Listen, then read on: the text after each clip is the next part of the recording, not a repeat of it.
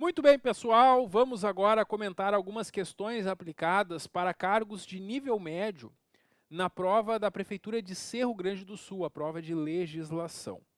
Essa prova foi utilizada para diversos cargos. Se tu fez para um dos cargos de nível médio, provavelmente são as mesmas questões da tua prova. Pessoal, a prova de legislação tinha 10 questões. A banca fez 5 questões sobre a lei orgânica e 5 sobre o regime jurídico dos servidores. A primeira questão é sobre a lei orgânica e ela pergunta sobre as competências privativas do prefeito. Essas competências estão lá no artigo 65 da lei orgânica. E a banca simplesmente copiou duas competências que são privativas do prefeito: celebrar contratos de obras e serviços e também remeter a mensagem e plano de governo à Câmara. Isso está lá nos incisos 9 e 10 do artigo 65. Como essa primeira questão simplesmente copiou esses dispositivos sem nenhuma alteração, as duas estão corretas. A letra D é o gabarito correto nessa questão. Foi o gabarito indicado pela banca, por isso não vejo como apresentar recurso nesta primeira questão. Segunda questão, também sobre a lei orgânica, ela pergunta o que acontece quando o prefeito e o vice-prefeito estão ausentes e o presidente da Câmara, ao ser chamado para substituir o prefeito, se recusa a fazê-lo. Bom, quando o prefeito está ausente, o vice-prefeito substitui ele. Quando os dois estão ausentes, prefeito e vice, o presidente da Câmara vai substituir. Esse presidente da Câmara substitui de forma temporária e é uma obrigação dele substituir. E se o presidente da Câmara não quiser substituir, ele vai perder o cargo da mesa diretora. Esse vereador, que é o presidente da Câmara, vai deixar de ser presidente. Porque o presidente, então, não pode se recusar a substituir o prefeito e o vice, sob pena de perder o cargo na mesa. Essa consequência está prevista no artigo 60, parágrafo 2º da Lei Orgânica. Então, a letra D é a resposta correta. Todas as outras são coisas que a banca inventou, que não estão previstas na Lei Orgânica. Por isso, letra D é o único gabarito possível. Letra D, então, a resposta. Questão 23. Quando o prefeito não pode, sob pena de perda de mandato, firmar contrato ou manter contrato com o município ou suas entidades? Isso é a partir da sua posse. A letra C, o gabarito, foi o gabarito indicado pela banca. E de onde que está isso? Lá no artigo 64, que diz que o prefeito e o vice não poderão, desde a posse, firmar esses contratos. A letra C, então, é a única resposta possível nessa questão. Está de acordo ali com o texto da lei orgânica, também não vejo como recorrer. Letra C, então, o gabarito na questão 23. A questão 24 pergunta sobre a aposentadoria compulsória. E ela está prevista, pessoal, no artigo 78, parágrafo 1º da Lei Orgânica do Município, que diz que o servidor do sexo masculino pode se aposentar voluntariamente aos 62 anos de idade. Ou melhor dizendo, mulher, né, do sexo feminino aos 62 anos de idade e o homem aos 65 anos de idade. Essas são as idades para mulher e homem se aposentarem. E elas estão, inclusive, aqui no enunciado da questão, né? A mulher aos 62 e o homem aos 65. Tranquilo. Isso quando eles se aposentam voluntariamente, quando eles pedem aposentadoria. Mas se o homem e a mulher não se aposentarem com essas idades, eles podem continuar trabalhando mais um tempo. Mas quando eles chegarem numa certa idade, eles vão ser compulsoriamente, automaticamente aposentados. E essa aposentadoria compulsória acontece aos 75 anos de idade. É isso que está no artigo 78, parágrafo 1º, inciso 2 aqui, da Lei Orgânica do município de Cerro Grande do Sul. Então, a letra D é o gabarito aqui da questão 24, também uma questão bem literal, não deixou margem para recurso. Questão 25. A questão 25 traz o conceito de taxa. Pessoal, a gente estudou os tributos do município lá no artigo 84. A gente viu que o município pode instituir impostos, taxas e contribuição de melhoria. E as taxas são aquelas cobradas pelo exercício do poder de polícia ou pela utilização de serviços públicos específicos ou divisíveis prestados ao contribuinte ou colocados à sua disposição. A banca, nessa questão, copiou o conceito de taxa e perguntou que tributo é esse. Esse tributo é justamente a taxa, a letra A é o gabarito. De acordo com o artigo 84, inciso 2, uma questão também que não deixou margem para recursos. Essas foram as 5 questões sobre a lei orgânica. Agora nós temos as questões sobre o Estatuto dos Servidores. A primeira questão trata da licença-prêmio. E lá no Estatuto dos Servidores consta que o servidor a cada 5 anos ganha 3 meses de licença. No entanto, tem algumas situações que interrompem a contagem desse tempo.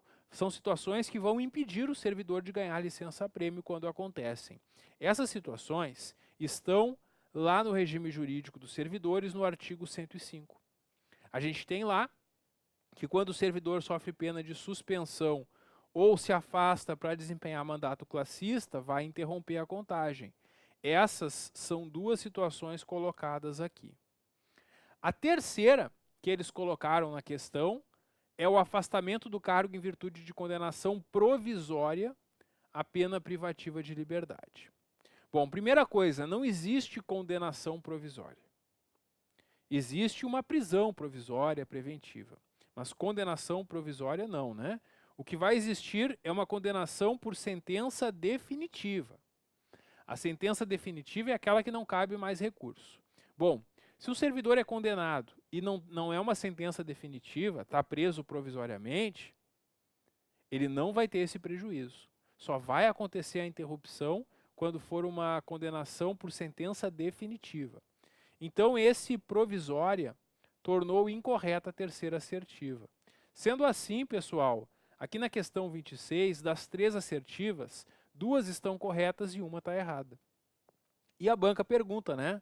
Quantos dos itens interrompem? E aí apenas 2 deles, apenas o item 1 e 2. A letra C, então, é o gabarito, de acordo justamente com esse artigo 105. Uma questão também totalmente baseada no artigo da lei, né? Não deixou margem para recurso também, já que ela falou em condenação provisória e o que a lei traz é condenação definitiva. Então não vejo também como recorrer aqui nesta questão. A questão 27 é uma questão que envolve a contagem de prazos. E para responder essa questão, tu tem que saber qual é o prazo que o servidor tem para luto quando falece um familiar. Esse prazo, pessoal, está lá no artigo 114. E ele diz que quando falecem avós, são até 2 dias. E quando falece cônjuge, companheiro, pais, madrasta, padrasto, filho, enteado ou irmão, são 5 dias. A questão no enunciado disse que quem faleceu foi o padrasto do servidor. Então, tu lembrou, se foi o padrasto, foi 5 dias. Maravilha. Quando começou a ser gozada a licença? No dia 16. Então, o servidor saiu no dia 16 de licença e ele tem 5 dias de licença. Vamos contar? 17, segundo dia. 18, terceiro dia. 19, quarto dia. 20, quinto dia da licença. Pronto. O servidor, então, ficou afastado por 5 dias, do dia 16 ao dia 20. A banca pergunta, a partir de que dia o servidor deve se apresentar de volta ao serviço? Bom, se começou o afastamento dia 16, olha só, 1, 2, 3, 4, 5. Que dia que ele tem que voltar? Dia 21, terça-feira. Então, a letra A é a resposta correta. E foi o gabarito da banca. E eu até vou dizer, a banca foi boazinha com vocês. Porque ela podia, para dificultar, ter colocado nas respostas o dia 20, segunda-feira, que era o último dia, o dia 22, que era um dia depois. Seria bem mais difícil assim, né? A banca até facilitou. Então é isso. É assim que a gente faz a contagem, né? São 5 dias, como a gente sabe. Então, a letra A é o gabarito. Não tem como recorrer nessa questão, pessoal. A questão está bem de acordo com o artigo 114, inciso 3, letra B, do regime jurídico dos servidores, que é a Lei 123 de 1990. Questão 28 é uma questão que pergunta sobre afastamentos que são considerados como de efetivo exercício. Bom, lá no artigo 117, a gente tem uma lista de situações que são dias que o servidor não está trabalhando, mas conta como se ele tivesse trabalhado normalmente no seu cargo. A banca traz algumas dessas e pergunta qual dessas está errada, qual não é uma situação que é contada como tempo de serviço. Exercício de cargo em comissão conta. Júri e outros serviços conta. Convocação para o serviço militar conta.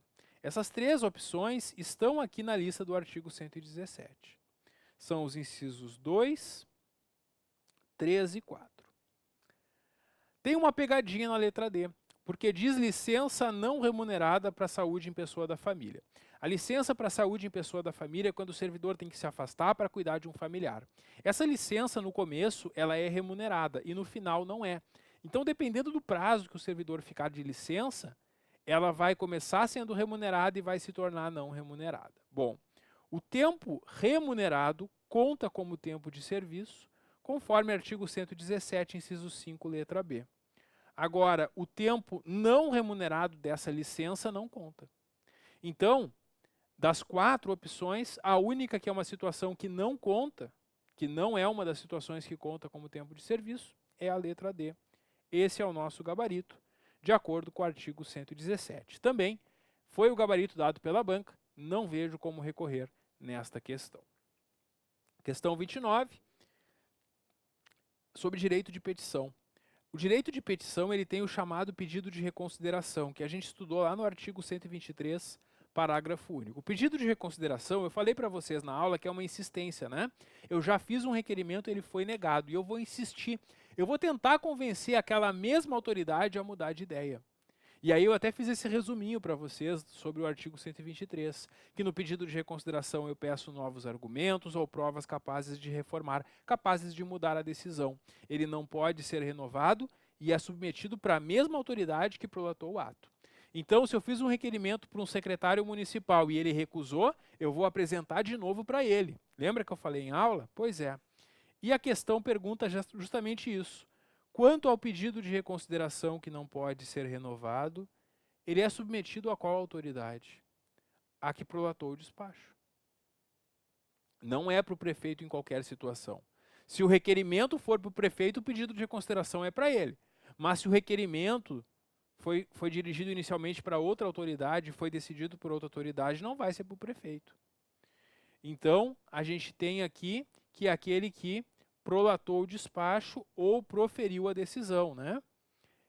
A pessoa que não tenha proferido a decisão está errado e a pessoa que não tenha praticado o ato está errado. Porque, de acordo com o parágrafo único do artigo 123, o pedido de reconsideração será submetido à autoridade que prolatou o despacho, proferiu a decisão ou praticou o ato. Então, a única correta é mesmo a letra A. Esse foi o gabarito da questão, não deixando margem também para recursos.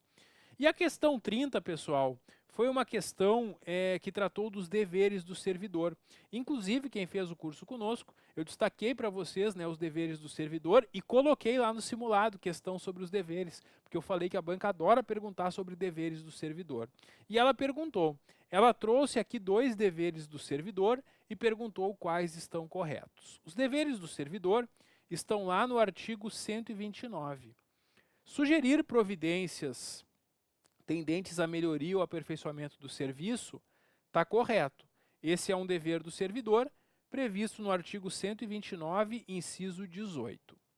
A segunda está errada, porque é dever do servidor observar as normas de segurança e o uso obrigatório, não opcional, de equipamentos de proteção individual. Quando o servidor trabalha em uma atividade que ele tem que usar um equipamento de proteção, como máscara, luva, capacete, seja o que for, é obrigatório que ele use. É isso que consta no artigo 129, inciso 14. A banca tornou incorreto esse dever porque ela colocou o uso opcional, enquanto que na lei está o uso obrigatório. Então a primeira está certa e a segunda está errada. Então, apenas a 1 está correta, a letra B, o gabarito, né?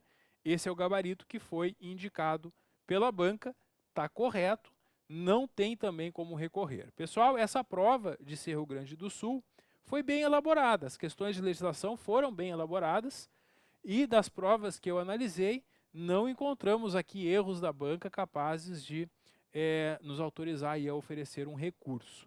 Então é isso, pessoal. Essa é a nossa análise dessa prova aplicada, então, para os cargos de nível médio aqui no concurso do município de Cerro Grande do Sul.